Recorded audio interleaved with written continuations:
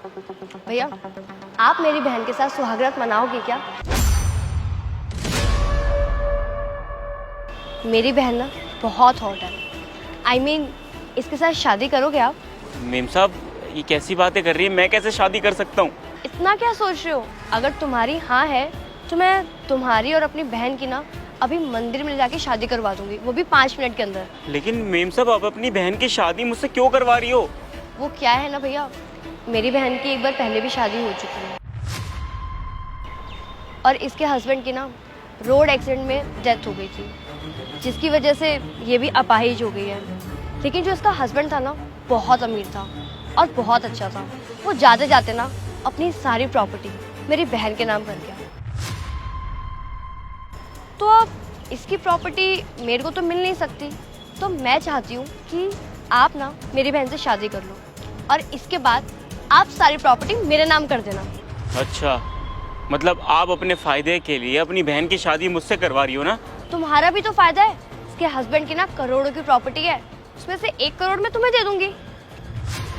क्या 1 करोड़? हाँ, मैं शादी करने के लिए तैयार हूँ इनसे। ठीक है, चलो।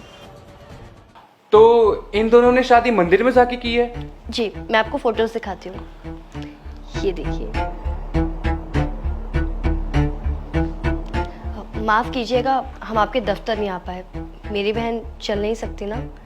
अरे कोई बात नहीं, आप टेंशन मत लीजिए। और मैं एक काम करता हूँ कि कल ऑफिस जाकर इन दोनों का मैरिज सर्टिफिकेट बनवा दूंगा।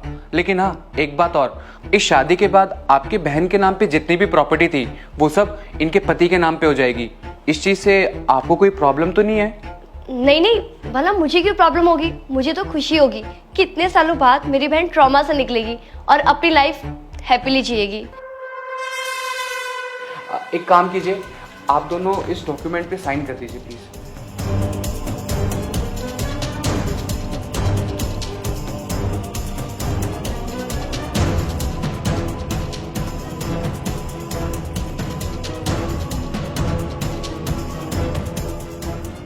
ठीक है, अब मैं चलता हूँ।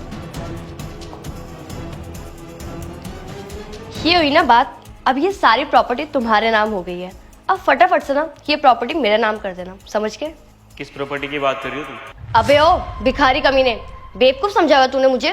तुझे सड़क पर से ना इसी काम के लिए उठाकर लेके आई थी, वरना तेरी इतनी औकात भी नहीं है कि तू हमारे घर के दहलीज पर कदम भी रख सके। चुपचाप से ना ये सारी प्रॉपर्टी मेरा नाम कर दे, वरना मैं ना पुलिस को कॉल करके बुला लूंगी। पुलिस को कॉल करके बुलाओगी और क्या कहोगी? कि तुमने अपनी बहन की शादी एक भिखारी लड़के से करा दी ताकि उसकी प्रॉपर्टी तुम्हारे नाम हो सके? मैडम, अगर मैंने पुलिस को तुम्हारी सच्चाई बता दी ना तो तुम फंस जाओगी। इसलिए मेरा दिमाग मत खराब करो, निकलो यहाँ से। ऐसा ना, मेरे से चालाकियां करने की कोई जरूरत नहीं है। तुझको तो ना मैं छोड़ूंगी नहीं, और तुझ जैसे भिखारी को ना उसकी औकात याद दिलाना मुझे बहुत अच्छे से आता है। सही कहा आपने, पहले मेरी कोई औकात नहीं थी, लेकिन अब है। अब हूं मैं करोड़पति और ये घर ना मेरे नाम पर है, इसलिए मेरे घर से अभी के अभी निकलो।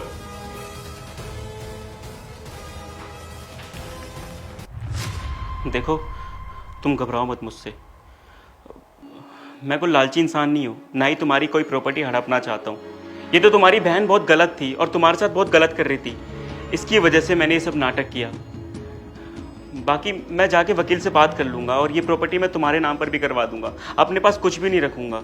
मैं तुम्हारा अच्छे से डॉक्टर से इलाज भी करवाऊंगा और जब तुम ठीक हो जाओगी ना तो मैं खुद ही यहाँ से चला जाऊंगा।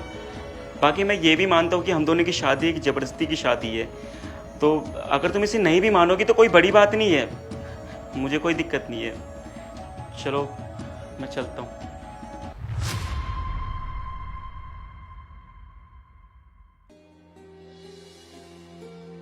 तुम सच में बहुत अच्छे इंसान हो। मेरी बहन के चंगुल से बाहर निकालने में मेरी मदद की। मैं तुम्हारा एहसान कभी नहीं भूलूंगी। और हाँ, ये शादी हो चुकी है। तुम बहुत अच्छे हो और अगर तुम इस शादी को सच मानकर मेरे पति बन के रहोगे तो मुझे बहुत खुशी होगी। अगर तुम ऐसा ही चाहती हो तो मुझे कोई दिक्कत नहीं है। शुक्रिया।